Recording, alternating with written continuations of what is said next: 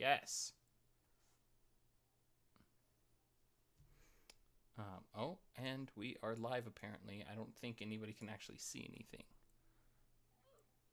So, oh, this is fun.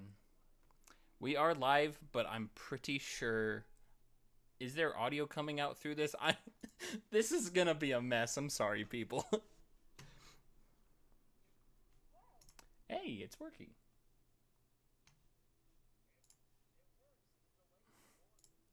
It is, isn't it? Who are we hearing the delay through?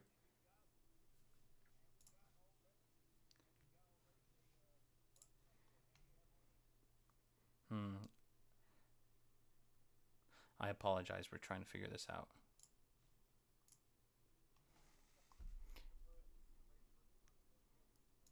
There's a big learning curve here.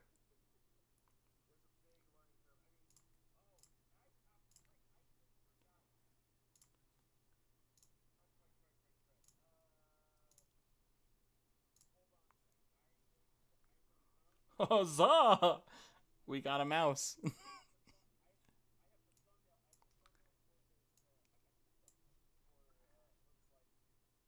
Okay.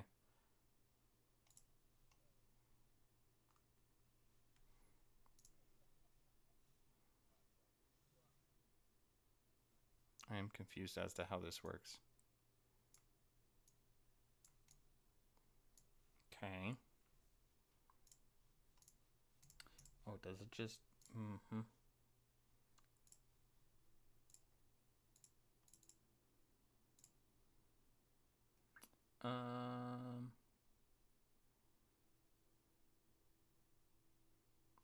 Well, let's launch something, so at least they have something to look at.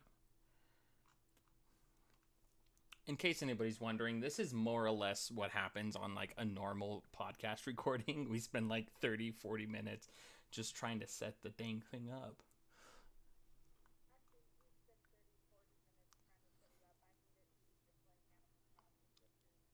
Yeah, that's fair. Fair point. Okay, so are we getting video feed of either me or Horizon Zero Dawn? That is my question.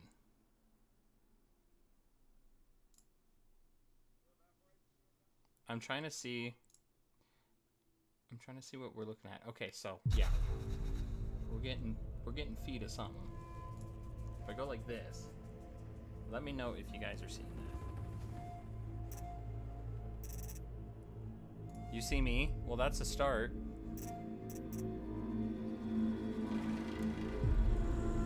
It's me.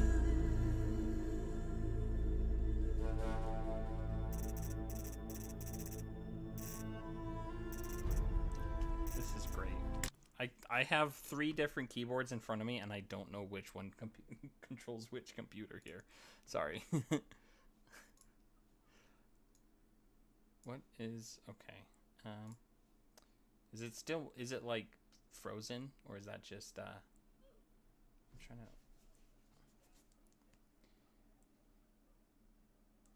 That's true. Oh, wrong mouse.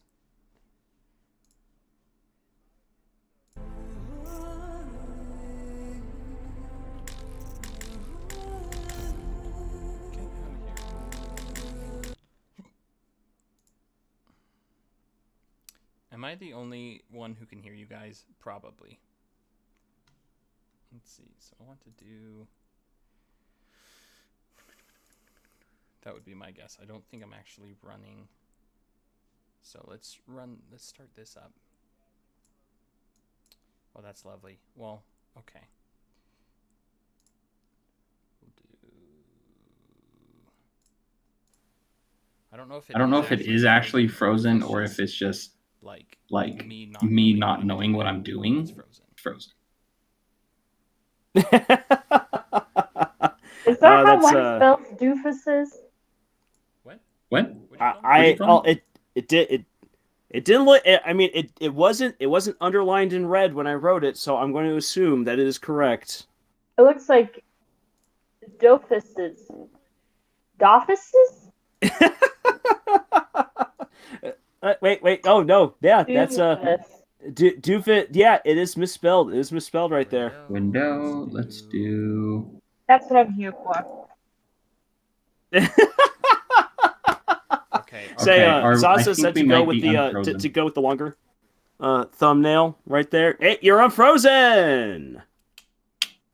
Yeah. All right. What And a- Tevin what a says that he can winner. hear us. Well, that's good. Well, that's And good. Emily, don't You can worry. hear We everybody. don't always understand Oh. English either. And it seems to be working properly. I don't know why it has like 5 different windows open. I'm learning this as we go. Yeah, this is our We'll do this. this is our hilarious Huzzah! first time run right here. Okay. So this is. Let's see here. So yeah. So we're all coming through. Perfectly fine. Sweet. All right. So Nathan, you are the hero of the night on our very first live stream. It took a minute, but I got there. So some snaps in the chat, please. Well, welcome. We will figure out also like we'll get doofus spelt correctly. Yeah, so welcome to the very first live stream of Camille's Harem. No longer just a podcast for novice riders by novice riders, but also a live stream by real novices. Yeah, very novice live stream.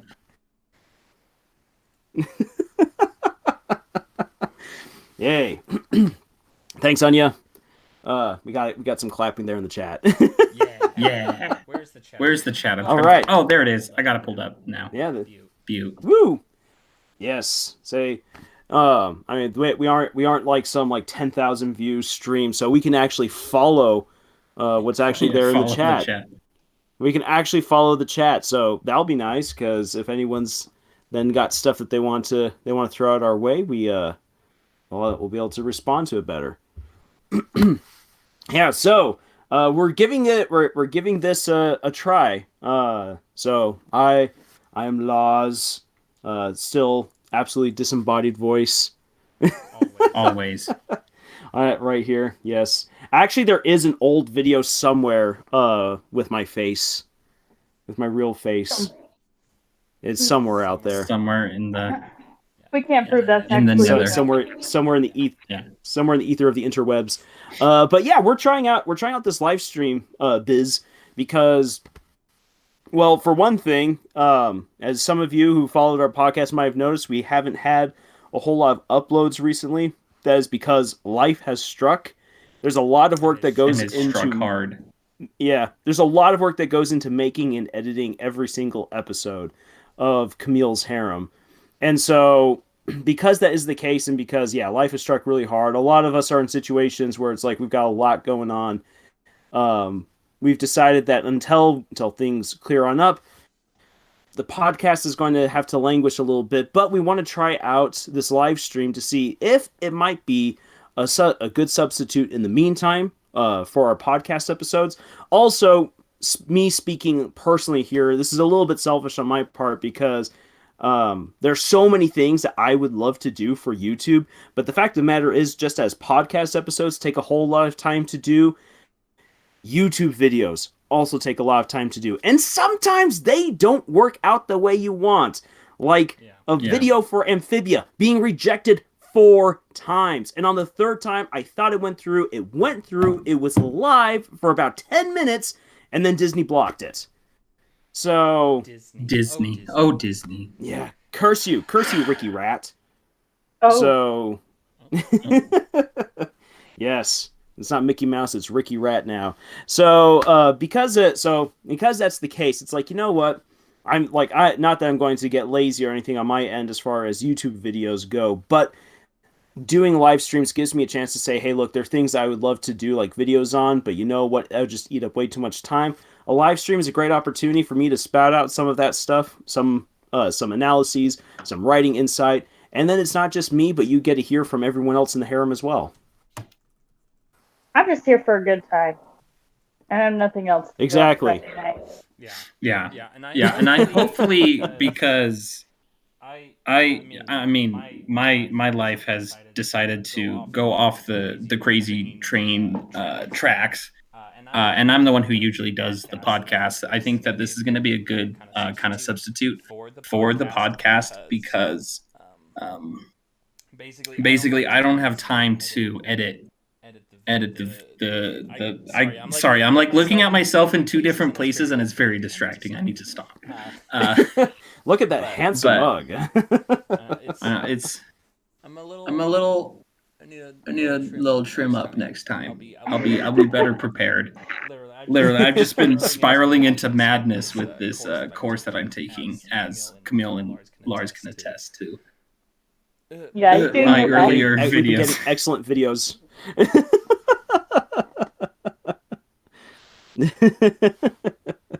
Oh, shit. All right.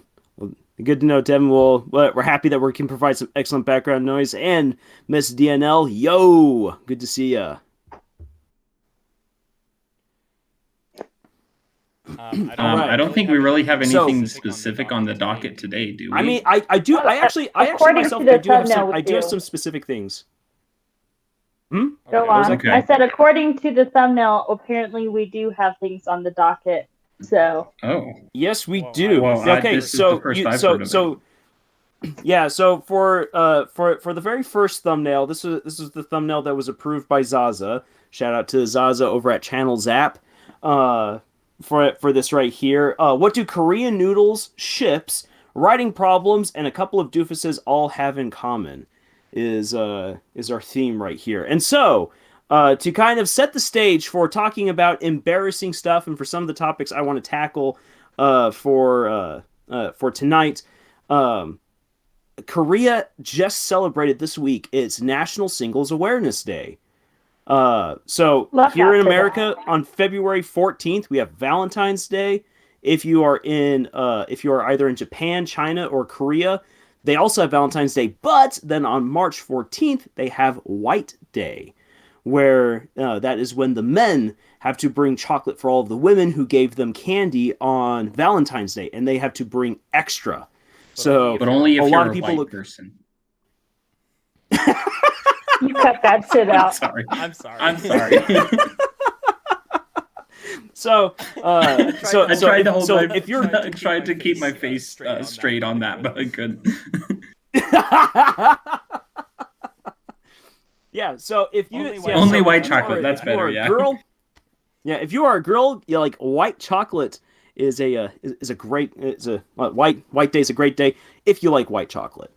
But then the Koreans take it a step further. That on April 14th, if you are single, you go out into public, you wear either a shirt or a hat that lets everyone know that you're single, and you order black noodles to eat. But why? Because you're single and you hate life. That's Stain embarrassing. me on the inside, baby. I'd rather die. It's so bad. Like when I learned about this, I was like, "You've got to be kidding me!" Like I would do it just once, just for the novelty of it. But yeah, that'd be way embarrassing. And so what I had originally planned, and this comes back to the whole thing of like there are things I would love to do on YouTube, I just don't have the time. I was going to release a video on YouTube the 14th, which has already passed us by. That would have been Wednesday. Where I would have looked at sunken ships in the media. Ships that should have set sail, but didn't. And what I want to do with you, Nathan, and Camille is this. I want to talk about some of these ships and talk about, like, I know that we've already addressed the rules of shipping and everything, and we can kind of tie that on in. But honestly, I want to talk about these ships and about what they could have brought to the story, because they were set up and everything, but in the end, it didn't happen. And so I kind of want us to like have a look at what could have happened. What could we have gotten from these ships possibly setting sail? And so I'm going to strike at one that's near and dear to your hearts, Finn and Phoebe, or better known Flame Princess. You Why'd bastard. Why'd you have to go that? Why'd Why'd you have to go for the low-hanging fruits there, Lars? Because I knew there'd be stuff to talk about. I don't know. A lot of people say that their favorite part of Adventure Time is like the last few seasons, but I felt like so much of what I fell in love with in Adventure Time just got lost trying to make this super convoluted storyline. And I mean, I still enjoyed it up until the last episode, but it's just like so much of the fun and character of it I felt like was lost as the seasons progressed. I really feel like season 4, season 5 was really the peak of just Adventure Time being Adventure Time. And we kind of see that with like Flame Princess and Finn, where they have this like great relationship that continues to grow and develop, and then they just throw like the dumbest like excuse to break them apart, and it didn't feel like it was Finn, and it didn't feel like I don't know. It was disappointing to me. I feel like in a... What do you think, Camille? Well, this is less along the lines of shipping, but more along the lines of like the show itself. I can see where you're coming from, Nate, because I feel like the show really started off as like so random and weird, and I feel like that's why people fell in love with it. Personally, I think it peaked in season 6. Season 6 will always be my favorite season that I will watch again and again, because I feel like it does the best of both worlds, where it still has that weird factor, but like it really starts to like get into the storytelling. But I do agree, like the later seasons, something feels off about them, and I feel like one of the things that didn't make the show like feel the same to me was when they broke up, because it seemed a bit convoluted, and it really felt like y'all did this for what? So I don't know. It's an interesting thing. And I'd agree. I think season 6 is kind of where it starts to peter off. Like you have it hit its peak, and then kind of. I think my parents just got home, and then it just kind of like hangs and then falls back off again.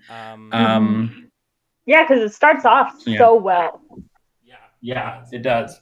Yeah. And then I feel like season 7 just like couldn't keep up. Mm-hmm.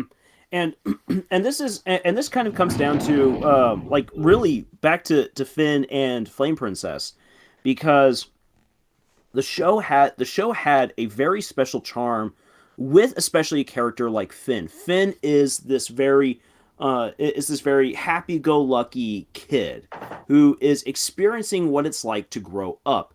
And as the show progresses, Finn matures, which it's fun to see Finn mature. Like I really do enjoy that. I like seeing how Finn honestly grows up to become even more of a hero type. But one of the things though that the show lost along the way is that it really wanted to get introspective into the mind and heart of Finn. And it then, over time, lost that aspect of that he's the hero. He is the hero who's going through these crazy journeys and making right and wrong decisions and just rolling with the punches. It leads you to something weird, and you just know he and Jake are somehow going to pull out the win. And like that's one of the really fun things about the earlier seasons that peters off in the later seasons. And one of the places that you can see that change is with Finn and Flame Princess, because they absolutely 100% forced that relationship to fail. Yeah. With a wet dream of all things. Like it's so weird. Yes. I also feel like I feel like that's a good point, because it's hard to like be the devil's advocate in a situation like this, because we all obviously like stay on this couple, so I'd love to see like people who don't, but like why wouldn't you? Mm-hmm. But I feel like it felt so unnatural, because I felt like Flame Princess was so good for him, and then when she comes back in the later and when she comes back in the later seasons, it was like the creators were like, hi, here you go, see her again, please don't be mad at us, but it's like too late, you dummies. And they're not going to bring them back together, and that's honestly one of the big problems. So like me personally, later on the series, I thought that Finn and Huntress Wizard made a really great couple, just because their whole dynamic is all about reaching that next level of maturity. But the thing though is that Phoebe matures as well. Flame Princess grows into her own. And I would love to see this actually play out in fiction. I honestly can't think of any story off the top of my head where you have a couple who gets together at one point, breaks up, and then comes back together even stronger. Any show or story that I have read or watched that has done something like that always has them break up again, because it's all like, no. They thought they could make it the second time around, but it never works. When you've broken up, and that's the end of it. But that's not the way that life works. Sometimes you break up and then people get back together and they're a stronger couple for it. And I really do think that Finn and Flame Princess, had they wanted to like really tackle that mature theme, that's what the relationship could have become. Yeah, sure. Break up Finn and Flame Princess so that way you can have that weird moment with the comet. Get them back together again. Loss. Yeah, but it's like, sure, I've experienced loss. I've lost my love, but it doesn't mean that we can't come back together. Right. Missed opportunity. That's what it feels like. What's another ship that you were thinking about, Lars, while we're on the heartbreak? Scott is here. Scott, welcome to the live stream. Welcome, Scott. All right. Well, say as far as another ship, I mean, I would love to tackle Rukia and Ichigo, but I'm the only one who really knows that one there. I mean, like I could. I watched a few hundred episodes, but I'm not as invested into it as you are. So you watched about? I got so invested in Bleach. Here's what I'm going to say to this, and this is something that I have kept very much in the back of my mind. Camille, you especially know this, as we've talked about like Whitefire, one of my books. For those of you on the chat, for you here on the stream who don't know, one of the books that I've been working on for a while now. Its project name is currently Whitefire. And in part because Bleach ended the way that it did, with just such a horrible, ham-fisted, out-of-the-blue ending that literally makes no sense, and it actually denigrates and the characters, the plot, and everything. It's awful. It's just horrible because Bleach got me back into anime. It's one of my most favorite shows, it's one of my most favorite manga, but it has such an awful ending. That aside, because it ended so badly and because it really trashed the couple that almost everyone expected to happen, I took that into account with my own writing. Like, okay, if I want two characters to get together at any point in the story, I have to keep that in mind. I have to say, okay, if they're going to be a couple, if that's going to be one of the goals of my story, I need to keep that in mind, and I need to plot out how we're going to get there. And I took that away from Bleach because in the show is just telegraphing, and even the manga is telegraphing, Ichigo and Rukia, the two main characters, are going to get together. But then they don't. And the reason why they don't is because the creator of the manga, Taita Kubo, was like, oh crap, my original plan was for Ichigo to get together with this other girl. And I've written the entire story for the past 600 chapters that they're going to get together. So let me just add in these 3 chapters that completely blows that ship out of the water, and then huzzah, I get my perfect ending. It doesn't work like that. If you do something like that, it's aggravating. It's a Deus Ex Machina in the worst possible way. It's a Deus Ex Machina for a relationship, which makes it even worse. Yeah. What a shame. Kind of along those same lines. If you've been reading the chat, this is my ship that Scott is the only person. Scott, are you even on audio, or are you just in the chat? Oh, there he is. Crispy, though. There he is. I'm trying a new mic. I don't know if it's all that good at the moment. That sounds pretty good to me. And we've lost Camille, and she's back. This is normal. This is perfect. Everybody, take a shot. I'm literally looking at new headphones as we speak. So this stops happening. Good water. Wait, I'm taking a shot of water right now because I've got a sore throat and it's killing me. What was your ship name? My ship. So my ship is from The Pet Girl of Sakurasou, and it is our main homie and Nanami because they got cheated. Poor Nanami had the roughest time through that. And she's a sweetheart, and she deserved to be happy in the end, and she didn't even get her happiness. And it's just you could tell from the first chapter. Yeah, you could tell from the first chapter that these two characters were gonna get together. And like the two characters that did get together, and poor little Nanami just works so hard for everything, and just time after time after time, she just gets rejected, she gets put down, she gets so many hardships thrown at her, and yet she takes them all in stride. If you haven't seen that show yet, by the way, highly recommend it. It's by the same person who wrote Bunny Girl Senpai. Don't expect the same level of like intensity. Not intensity. Novelty. That's not quite the right word for it. Novelty. Well, here's the thing. Bunny Girl Senpai forces you to think. And I haven't finished watching the Pet Girl, but Pet Girl is just like, you strap in for it. You strap in for a fun ride. Bunny Girl Senpai makes you think. You're like, what is going on here? Well, and that's the thing. Like the first half of the Bunny Girl Senpai anime is the first half of the Pet Girl anime is very much set up like you're just traditional anime rom-com, with a little bit too much fan service. High school shenanigans. But the high school shenanigans. But then the second half of it throws most of that away. Like, there's still some, slice of life shenanigans that happens, but the second half is much more serious, and it's a lot more in line with what you'd expect from something like Bunny Girl Senpai, which just takes that like seriousness to the next level, and it takes like that like psychoanalytical aspect of it, and it like it really gets into the psyche of these characters and like dissects what makes them tick, and that's why I love that anime so much. And so when I found out that author had written another story and it was getting the anime, that being Bunny Girl Senpai, I was so excited, and I was not ready for just how good Bunny Girl Senpai was going to be. But yeah, as far as romances that should have happened, that's one of them. Sorry if that's a spoiler, but it really should be, because you can tell from episode 1 that the two characters that get together were going to be the ones to get together, and I felt like the author just kind of was like, well, I've set this up, so I guess I have to follow through with it, even if it doesn't make sense. And I feel like it was, yeah. Here's a question.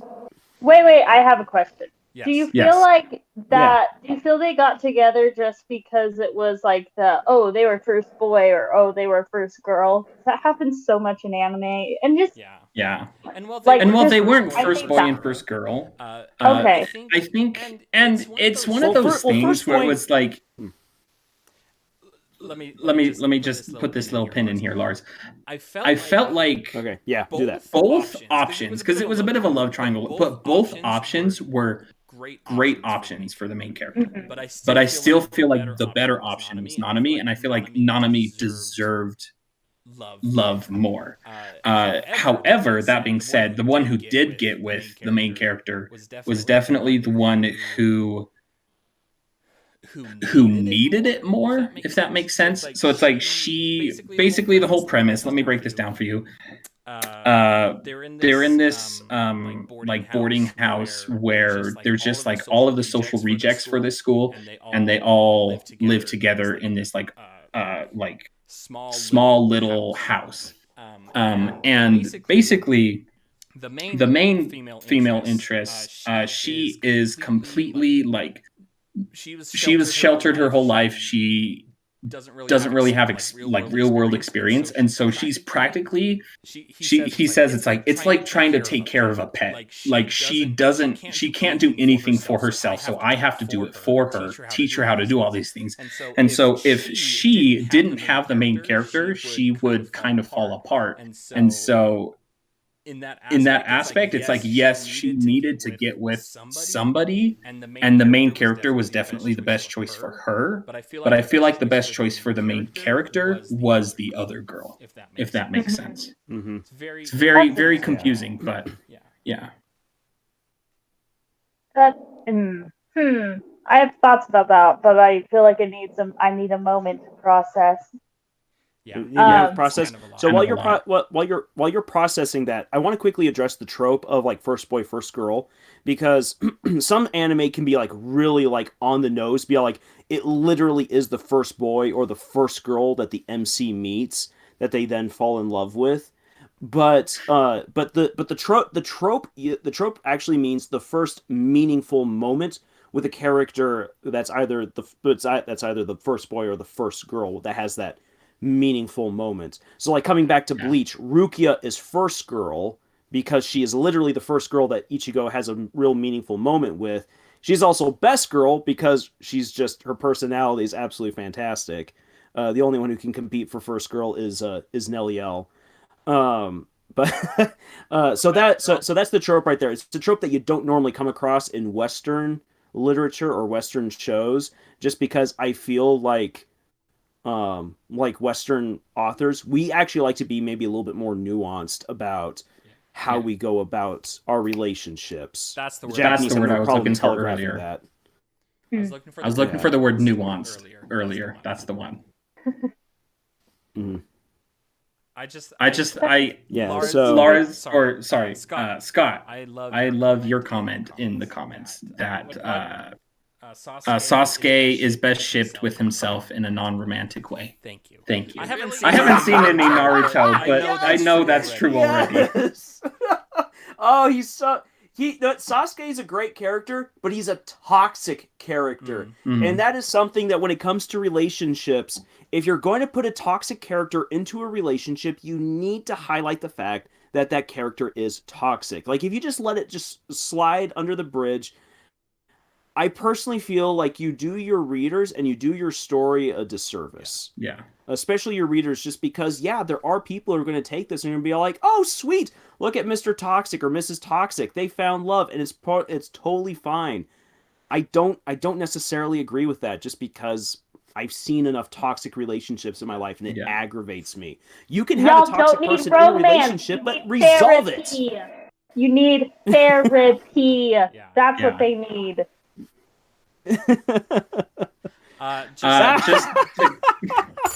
We thought of Ponyo. Love that. To address Cyberwolf's rights, I do want to get into that here.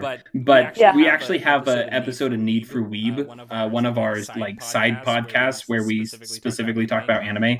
We have an episode talking about like aggravating cliches and tropes in anime. That is one of my favorite episodes of that podcast. Check it out. It's such a fun time.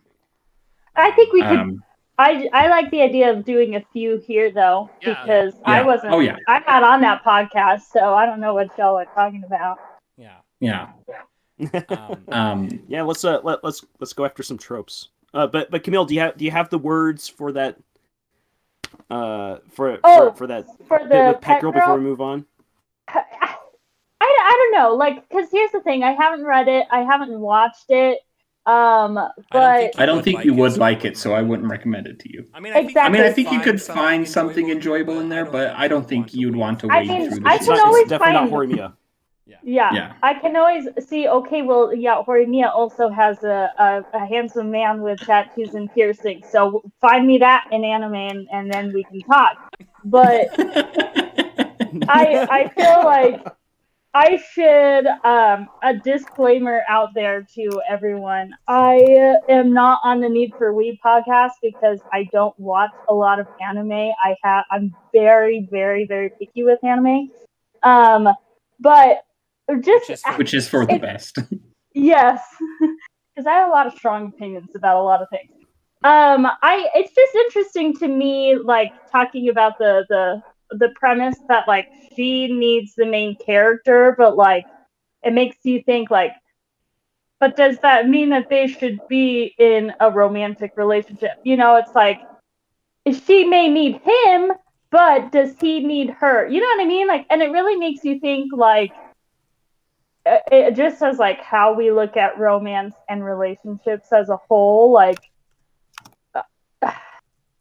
I don't know. I just feel like that's an interesting take, but are you just putting them together because that is the most compelling when it's like, but is that what is needed best? Like, is that the best situation for those relationships. Like, I feel like it would have been way more nuanced if she grew, and I don't know how it ends, so I'm just speculating. Like, she got to a point where she's like, does she get to a point where she's like, I can be my own person and be independent, and you've helped me, thank you, and then like he ends up with someone who is the best person for him, you know what I mean? Like, rather than just being like, now I'm codependent on you, sorry, but we have to be in love. Like, I don't know, I just makes me think.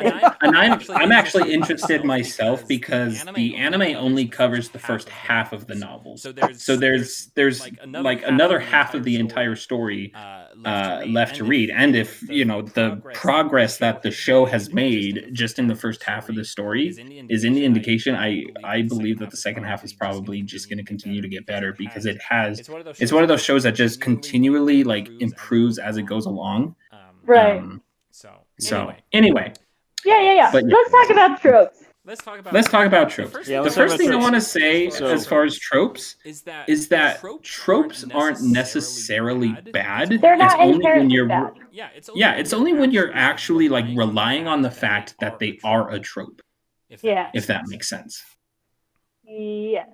I mean, most tropes come from something, and like there's a reason why these exist, because they have worked in the past. And so if you can figure out why they work and like not replicate it, that's not what I'm going to try and say, but if you can figure out how to use your characters in a dynamic way, then it doesn't matter what tropes they fall into, as long as they're fun, entertaining, and they are realistic. Yeah, that's a good way of putting it. Yeah, and to kind of like jump into already like talking about some tropes, or at least for me, like especially like looking at some setups that you can like have that you can have like some fun with. Like there are definitely times where you want to play into the trope, and then there's other times where you're like, I'm setting something up and then I'm going to do something different, just because like I find that to be more engaging or more hilarious. Whitefire, coming back to that story, is it's the original thought that blossomed into this story was, what if you have a knight in shining armor charging into a castle to kill the princess to get the dragon? But it's not a princess. Son of a bitch. And you're getting the dragon, and I was like, that actually sounds really good right there. But no, then instead like it blossomed from there. Rather, like it would be, no, the knight is charging in to save the dragon from another dragon. The knight's actually a mercenary. So it went on from there, but that was originally a thought. But one of the things though that I got from that is you have the trope of the damsel in distress. And I loved from Disney's Hercules, where you've got Meg, where when Hercules meets Meg and he's like, "Aren't you a damsel in distress?" And she's like, "I'm a damsel, I'm in distress. Have a nice day." I love that.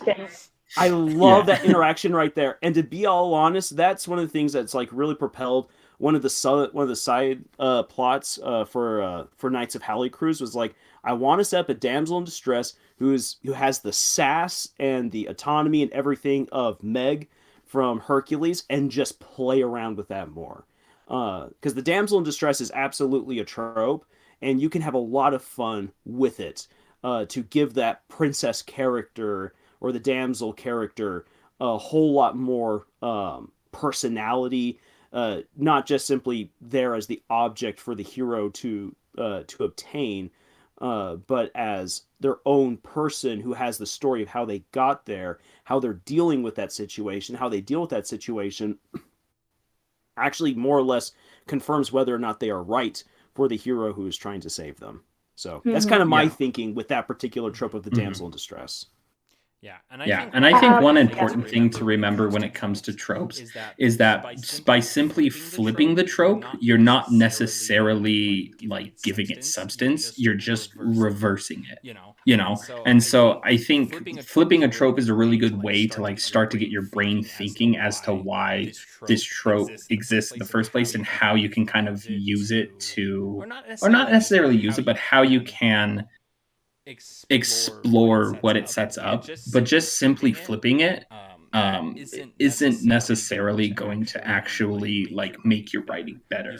You still need to think about like, oh, how, and I'm gonna get lost in the weeds here for a second, but the way I've always kind of tackled this kind of stuff is to like build your character and then just keep asking questions about it. And so I have like kind of this like mindset where there's like 4 potentially more steps to building a character, but 4 main ones. And there's the, you know, what is this, or yeah, the who, what, why, and how. So the first one is who, you know, who is this character from very basic level. This is like, you know, your 2-sentence synopsis of your characters. Like, oh, this is, for example, for my own story, I have, this is Lily. She's the main protagonist, and she's a bit of a fireball. You know, that's the main, that's the who she is. What is she like? And then that's when you start to get into like her interests, her hobbies, her motivations. You know, what is this? What is that? What's her favorite color? What's her favorite this? What's her favorite pastime? You know, and then you start asking yourself the why questions. Like, why is this her favorite color? Why is this her favorite pastime? Why does she have these motivations? Why? And then finally, once you've gotten all that done, that's usually enough to get you started for most characters. But then there's that 4th step to it, which is like, how does this story affect these outcomes? Like, how does this story affect her motivations? How does she tackle these throughout the remainder of the story? And I think if you're doing that, even if they are trope based to begin with, your stories will still be dynamic. They'll still be they'll still have a certain sense of autonomy to them that will just impress any reader. Yeah, that's my TED Talk. Thank you. Yay. I think when you're looking at like tropes that I guess have like a bigger play in the plot, I feel like you have those kind of, but then you have like your little just whatever tropes. I feel like there are 2 different kinds of tropes. There are definitely bigger tropes that I hate. I don't like it when everyone loves the main character. Like if the main character is new to like, I know this is low hanging fruit, but like take Twilight for example, where Bella is new and so everyone's like in love with her because she's new and the main character. Like that crap pisses me off. I'm like, no. So there's like stuff like that, but if I had to do like small tropes that I absolutely love, I'm gonna be honest, like there are actually a lot of like little romance tropes that I am an absolute slut for. Like the one bed, they have to share a bed. I'll eat that crap up any day, any time. So there are a lot of things like that I'm like, yeah, gimme. And so I feel like tropes like that or cliches, like those can be really fun. And like little things like that, readers like they see that and they're like, that's my shit right there. But then you have like your bigger ones that have like a bigger play in the plot. And that's kind of where I feel like you have to kind of take things a little more carefully, if you will, like whether or not you're going to go full blown or try and like subvert them and whatnot. Mm-hmm. Yeah.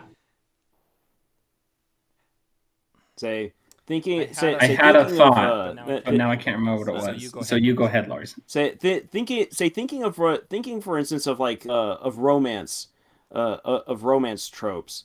I will admit I am an absolute sucker for like the trope of like they were best friends like when they were kids. Mm-hmm. And I mean, I think part of that is just all like where I'm like, oh, I wish that was me. But one of the reasons why I like that is just because that trope plays into the notion that people change. And that's something that for me as a writer, I love the idea of how people change. I don't like stagnant characters. And there are times where I realize, oh my gosh, I've written a stagnant character. This is awful. and I'm right now in the middle of editing the sequel to my newest book, Knights of Hallicruz, and and one of the things that was a real problem was that despite my best efforts, I had made the protagonist, or at least one of them, suddenly become stagnant. And I'm like, how did this I can't happen believe right you've here? done So this. I can't believe I did this to myself. So I have to now go and I have to make sure that I ensure true good growth throughout the book. But once again, coming back to the trope of like once they were like friends, or like or maybe they just knew each other back when they were young and now they become a couple. Once again, it just goes into how people change and how feelings evolve. That's something that I really enjoy seeing. I am a sucker for that. So that's one of the things that, like, even though I hate watching rom-coms on television, if a romance show can actually pull that off, and there's some that have. Gilmore Girls, the earlier seasons of Gilmore Girls did a fantastic job of that. Later seasons of Gilmore Girls was garbage because there was no evolution. Right. So I like wow, I can't believe I dipped into Gilmore Girls. Yeah, wow, we really went there. We did that. I really like when it's done well. I really like the enemies to lovers trope. Ooh, I love that one. When it is done well. I am not here for toxic relationships. But that is one that is just scrumptious when it's done properly. Scrumptious. Do you have any? Do you have any good examples of that? Actually, yes. Actually, I am currently reading a web comic on the app Webtoon, and it's called "To Love Your Enemy," and basically the whole thing is like it's built around the premise of like a big miscommunication, and so it kind of like starts with this girl that she changes her identity and goes to college after she gets out of a pyramid scheme. Like, she was working at this company that was a pyramid scheme. And fun fact about me, I have an extreme obsession with pyramid schemes and MLM companies. So I'm like, ooh, goody, this is yummy. Yeah. So she like gets out of it. She changes her identity. Like, new year, new school, new me, baby. And then she actually runs into a guy at the school there who recognizes her from when she was in that pyramid scheme, because she bamboozled unknowingly. Like, she was in this. Yeah, she didn't know that she was in a bad spot, but she basically bamboozled this dude's mom, and so he like hates this girl. So they have to like overcome their huge miscommunication, and now like they are a couple. And actually, like, it's been a delightful read because you actually get to see them communicate, and because I hate that in stories where it's like, oh, we're just making up plot lines because y'all can't talk to each other. But they actually, like, that's something that they actively work on, and so I feel like that is a story that has done a very good job. So if you guys also like that trope, I recommend it. It's called To Love Your Enemy on Webtoon. So check it out. Free advertising over here. Would you consider a silent voice to be in that same kind of trope? That's a good question. I feel like it might fall under the umbrella of that. Yeah, but kind of a little bit more nuanced. Yeah, I'd say it's a little more nuanced because, like, it falls under, like, he was her bully, but they also had like that time apart from each other, and you kind of get the sense that when they do reconnect when they're older, like, she doesn't necessarily hate him, but I would probably like put it in that same ballpark. This is a lot on the redemption of the main character in that one, and that's it comes out off so well. Is the redemption is actually like genuine and you really feel it, so it becomes more emotional because of that. Yeah, that's another trope we could talk about. I love me a good redemption story. Redemption arcs for villains and how you can do it right, how you can do it wrong. I know Lars has ranted about that one before. I could go on for days just into your eternity alone, but I won't. Well, here's thinking this just pops in my head since you brought up your that anime. I'm thinking of the movie Your Name. Oh, it's great. Oh, it's a great one. And it reminds me a lot of, and I know, Scott, I know that we've talked about this one before, and I've completely forgotten the title now of the movie, but it's also a Hallmark movie. Very similar in the sense where you have love out of time. That is a trope that's a trope that you don't see very often, and if it's handled poorly, it gets really creepy and really strange. But it can be really awesome where you have two characters from two different timelines fall in love with each other. Spoiler alert! Spoiler alert! Wait. What story is this? You have the movie Your Name. Oh, Your Name. There's also a Hallmark movie that has something very similar where a guy doesn't realize it, but like he ends up communicating with a woman from the Civil War. He's from our times, and he's communicating with the lady from the Civil War through her writing desk. Oh, I mean, I think I know what movie you're talking about. This reminds me of a certain page. Yeah. This reminds me of a certain page of a book that I've been reading. Tevin brings that up a great one, Samurai Jack. Yes. Ooh. I haven't watched Samurai Jack. Samurai Jack and Ashi. Oh my gosh. You have to watch the last season of Samurai Jack. Cry your eyes out. Hate yourself for watching it. Then watch the ending to the video game of Samurai Jack, and then you get. I didn't know there was a video game. Yeah, there's a video game for Samurai Jack, and it gives an alternate ending to the show, and it's so beautiful. I legit teared up when I saw it. I was just all like, that was a beautiful ending. That was the ending that these characters deserved. Oh, it was so good.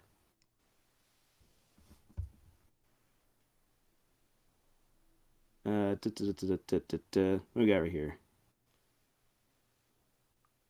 Yeah, we got a lot of stuff happening there in the chat, which is pretty cool. Oh yeah. I'm trying to stay on top of it, but I think Camille's doing a better job of that than I am. I'm doing my best. I'm not good at multitasking, and I'm dyslexic, so it doesn't help. My single brain cell can focus on one thing at a time and one thing only. Camille's lucky she has two. Yeah, I got two, bitches. I've lost brain cells. Do not bash your head against brick walls or doors in your youth. Yeah. Learn from Lars's mistakes. I was an idiot. Yes, learn from Lars's mistakes. Lars has also had way too many concussions, and that came after the walls. Yeah, I have run face first into a wall, so. Oof. Kids are dumb, man. I'm sure I have at some point. So you lost the third brain cell. But I don't remember it. Yeah. All right. Well, do we have any other tropes that we want to tackle? Redemption, because we were kind of talked about that a little bit in the chat here. Okay, redemption. Yeah. Can I go on a rant right here? I know this isn't going to. I know that. Okay. So yes. All right. Yeah. So I know that this is going to make some people upset when I say this, and I do apologize, especially if you really like the character. And I'll say this: I actually like the character too, until the last season of She-Ra, Catra. Oh, yeah. I haven't seen. Oh She-Ra, my gosh! So I have nothing to add to this. So here's the thing: is that with Catra is a great villain throughout the show until you get to the last season because there is a lot of nuance there. You know that she likes Adora, but she's very toxic about it, and eventually that affection turns to actual hatred. And it leads Catra to do some very horrible things, culminating essentially trying to wipe out their known universe, which you find out is just a pocket universe, but whatever. It's still basically wiping out a universe. And so Catra goes that far just because as I said, the feelings have warped into genuine hatred. And then they try to just undo all of that within one season. The problem is, sure, you can still redeem a villain. There is always that point of no return that someone crosses, and really it's just like, okay, like, can you really bring him back? Same thing with like Anakin, Darth Vader. Anakin did horrible things, became Darth Vader. Sure, and like Luke sees the good that still remains in Vader, saves the galaxy, but it's still something that's up for debate. Really, how good was Anakin? Any case, that's like a good theological discussion to have later on. But with Catra just is suddenly redeemed. Why? Oh my gosh, because the real big bad showed up. And now that the real big bad is here, Catra can't be in power anymore. Catra gets scared, so Catra decides to work with the good guys, and the good guys decide, yeah, Catra, you're cool, and Adora still likes you. So through the power of love, you are now redeemed, when really, you tried to murder everyone! Like, you can't, if you're going to redeem a character who went that far, you need to put in the time to restore that character, to bring him back to any sort of semblance of acceptance and good. If Luke had brought Vader back to the rest of the rebellion at the end of episode 6 and he's not dead, guaranteed the rebels would be like, let's kill this guy. Like, because he's Vader. Killing young he killed children. Recover from. It really is. Say it again, Scott. Killing younglings is a hard one to recover from. Oh yeah. Oh yeah, for sure. Yeah, no. Yeah. I also think you have to look, because going into like Catra's redemption, I say that with air quotes with my fingies. I feel like you have to look at their motivations for changing, because from what I am gathering, it seems like her motivation to change comes from the fact that someone bigger and badder comes along. You can correct me if I'm wrong. Rather than being like, I've done some pretty messed up things in my life. Maybe I am a bad person. Maybe I should not be a bad person and change that. You know, it's like, if you're doing a redemption arc, there has to be like an internal motivator and an internal like struggle where they have that realization that what they have done is wrong, and like they want to change it, and not for just some dumb reason like in Catra's case. Or you see so often like, I'm a bad person, but then I fell in love and now I'm a good person. It's like, no, you're just horny for someone who happens to be a good guy. That is not the same thing. So I feel like that's something important to consider. And here I'm going to bring this up actually as like an interesting point. So there's a manga and an anime. The manga and anime are both very different, but they're under the same name, similar characters. Akame ga Kill. Honestly, it's just it's there as a shoot 'em up, slash 'em up. If you love gore and boobs, this is for you. I lost a lot of interest in it real quick, especially when I realized that one of the setups wasn't going to go anywhere, and the setup was, could the villain be redeemed by falling in love with the main character? And the villain throughout the entire story remains in love with the MC, but the MC never really gives it a chance. The MC is just like, I'm here for revenge and for murder. Huzzah, that is my personality. And that was one of the reasons why it really didn't hold my attention. But I was interested, at least for a while, in, is it possible for a potential relationship right here to begin changing the villain? And like I saw, this would take a lot of work, because this villain is just like him, revenge and death. And she's a little bit more sadistic too. So it's like if you go the route of redemption, which it seemed like it was setting it up, I was like, that would be interesting, because you have your work cut out for you. I would love to see a story actually try to pull that off. One of the problems is that whenever anyone uses that setup, it's always like, yeah, I'm horny for you, therefore I'm now good. No! If you have someone who has done some truly despicable things, they've got to go on a long journey of self-reflection and restitution. The best example I can think of right off the top of my head is from Avatar: The Last Airbender with Prince Zuko. Prince Zuko goes through a lot to get that redemption. Right. Zuko is one of the pinnacles of redemption in all of fiction. Yeah. Absolutely.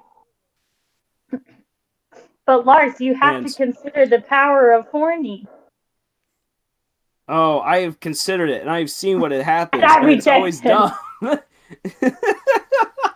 will say another really fun. I will say another really fun. Renegade.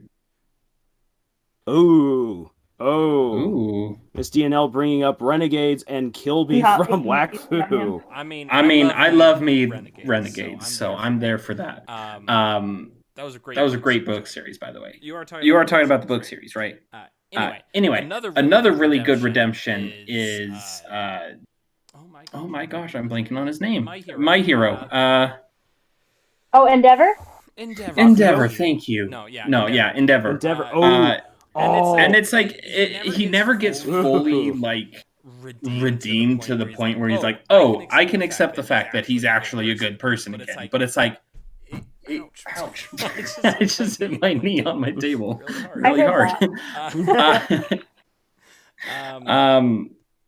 But it's like you're taught to like hate this character, but then you see like him trying to better himself, trying to change, and it just makes you feel for him. It makes you kind of sit back and think like, wow, like what have I done in the past that is horrible, horrendous? What are these like terrible things that I have in the past that I'm not proud of? And what am I doing to try and fix them, to try and better them? And so it's like he never gets to the point where he's like, okay, yeah, no, he is 100% redeemed. It never gets to that point, at least not as far as I've read ahead in the manga. And it's going to be really cool seeing a lot of this play out in the anime coming up this current season. The fans are going to go nuts. Say that there's a lot of people, because I'm up to date with the manga, and there's a lot of people who are really upset with the fact that like Endeavor's redemption arc continues, and honestly. Honestly, it's beautiful. And I can understand why there are people who don't want to forgive him, because he is someone who did abuse his family. Physically, mentally, emotionally. And the thing is this, is that most of us are trained to believe, yeah, we can never forgive those kinds of people. Now, if you don't mind me getting just a little bit personal here real quick, my biological grandfather on my mom's side was an abusive man. He was out of the picture long before me and my siblings were even a twinkle in our parents' eyes, before my parents even met. But the emotional scars remained on my mom and her siblings. And I've had these conversations with her, and she's like, it took me years to get to the point to forgive him. And she's like, I knew I had to forgive him. I could hate him, but then it would just be like this black stain on my life. And I want to move on. I want to be able to move on. And so finding forgiveness, it's a very personal thing. And one of the things I love about My Hero Academia is that you as the audience, it honestly doesn't matter if the fans forgive Endeavor or not. That's up to us. But within the story, it's up to the characters, and all of the characters that Endeavor abused in one way or another all have a moment where they themselves have to ask themselves personally, will I forgive this man or not? And if they decide to forgive him, you then get to see that journey. That is what is great about Endeavor's arc. Not just what he goes through, but also what his victims go through. And how they all try to better themselves.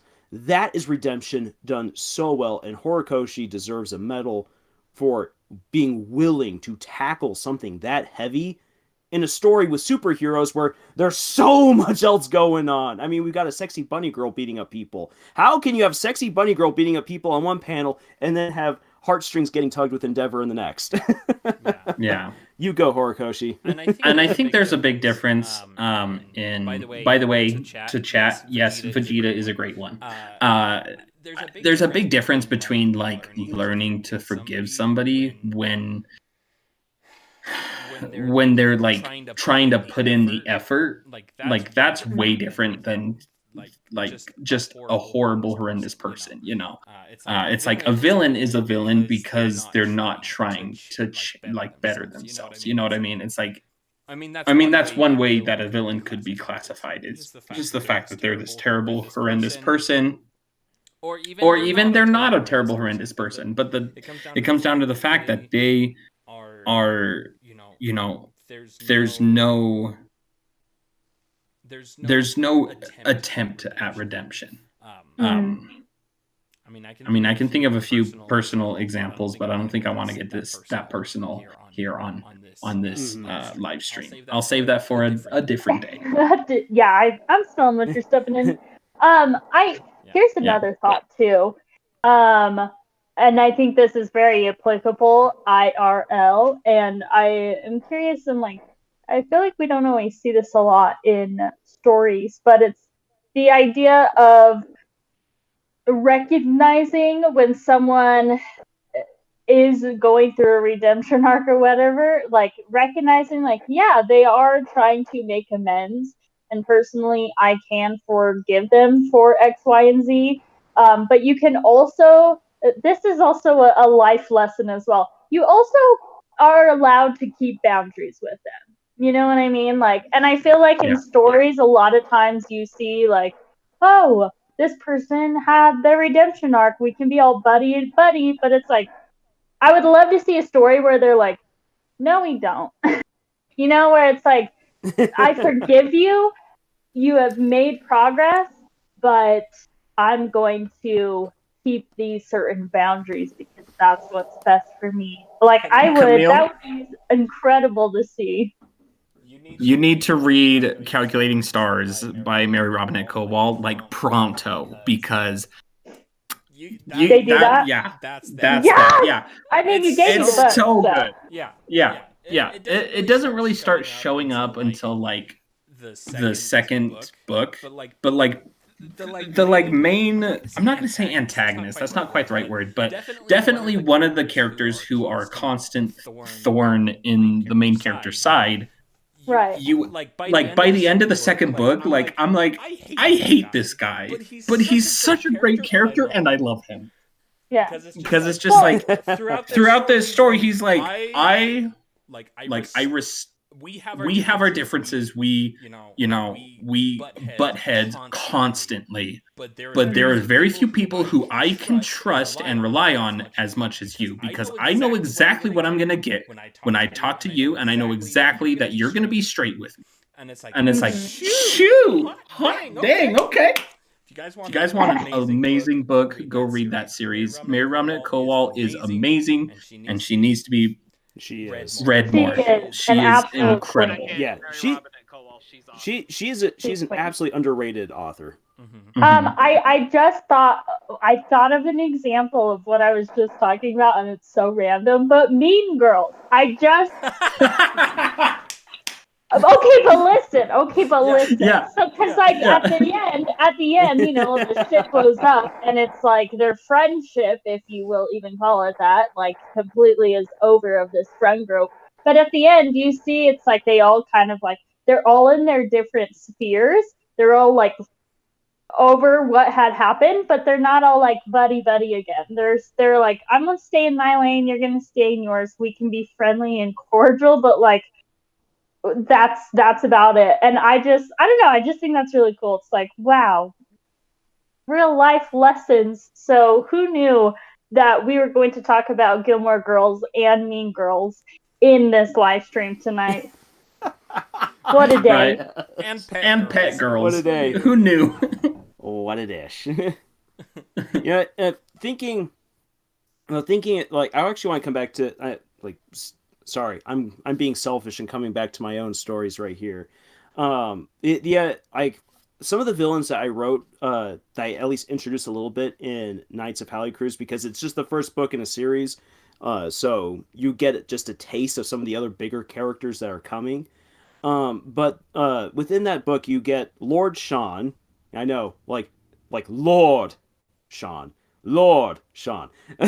There's a reason for that. So you got Lord Sean, and then you also have this mysterious character, World Eater, who both of them end up doing things that that the characters in the series really obviously don't like. These guys are the antagonists, And for the readers as well, if I've done my job right, you are not going to like these characters at the outset, but that over time they show enough humanity to them and potential to change that what I want to see is I want to see, hopefully in the future as people read this, to be all like, can these characters be redeemed?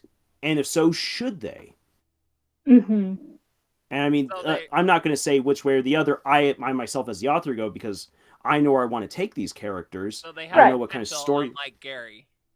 Yeah, no. Some characters are just irredeemable.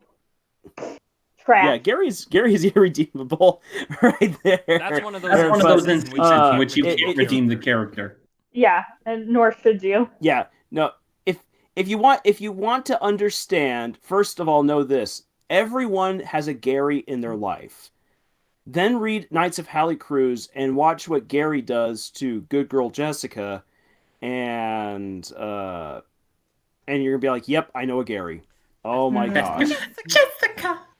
I'm genuinely concerned. I think our greatest feat would be getting Jed in one of these live streams eventually. Yes. We need to get Jed. We do need to get. We miss Jed. Jed, come back to us. He's ascended to the 58th limb. He can probably hear us if we keep talking about him. Probably. His ears extend around the world. You can blame it all on me. So looking. He's always in your closet. And in our hearts. And in our hearts. And under your beds. That's where he hides his cardboard, under your bed. Well, I think this has been fun. I think we should start winding down. Yeah. Revive. We've got a hashtag revive Jed. Let's get this trending. Let's get this trending. Revive trending. Let's get a Jedding. Hashtag revive Jed. What I'm hearing is it's time to bully Jed into coming back into the podcast. He's like, please, I'm the only one married. I have a family. Yeah. Now we've got hashtag free Jed. So yeah, let's get this trending. Let's get this trending here. Hashtag free Jed. Hashtag revive Jed. If the Snyder cut can come to reality, we can get Jed on a live stream. That's anything can happen. Oh, it's so true. But only when the cherry blossoms of Romance Academy are in bloom. Yeah. Hey, it's spring. It's springtime, I believe. All right. Is there anything else before we wrap it up? I mean, we kind of hit. Let's see here. We hit on the Korean noodles. We hit on ships. Writing problems. We've acted like doofuses.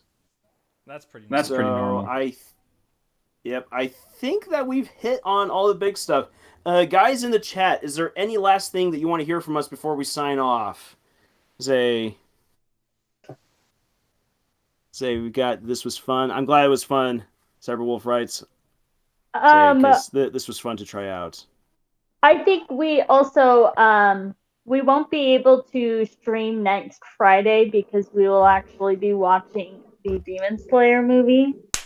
Yeah. Yes. So just throwing that out there. But I believe if we could do it the week after. What is that? Is that the first week of May? When is that? I think so. Oh no, it's the 30th. That's the 30th of April. That should be fine. End of the month. My brother's wedding is coming up soon, but other than that, that's right. Other than that, most of my weekends are going to be free from here on out. Yeah. Other than the technical difficulties at the beginning, this was a fun first stream. Thanks for joining us, guys. Yeah. Yes. Yeah, thanks so much. This is awesome. And thank you so much for everything that you guys have written out and everything. If you guys haven't joined us on the Discord, we are always there and we're always chatting. So feel free to join us there. I believe that it should be. The link should be if you. Let me see if I can find one. At the very least, it's gonna be like on our channel somewhere. So if you can't find it, I put a link on the most recent on the video I put up today, but honestly, I did not check to see if it would work. So, is there a way that you can have a link on Discord where it doesn't change every time? Because I feel like that's the issue we run into. Yeah, you can set one to never expire. For dummies? Okay, is that what we have? Is that what I need to change it to? Yeah. So if you go, need to check in and make sure that we get that done. Yeah. Generate link. Copy. Okay. Hopefully, I'm gonna post it in the chat here. Yeah, and also because we're posting this live stream, if you want to like post that, I have a leaf in my pocket. I forgot about that. If you want Happy Leaf Erikson Day. If you want to post that link in the description when we post this live stream, that would be dandy. Yeah. Well, excellent. This was now I get to figure out how to end this. Oh yeah. I believe that there's a little off button. I think I see stop stream right there. I would do the Dr. Doofenshmirtz voice, but I think that might tear up my throat too much. Here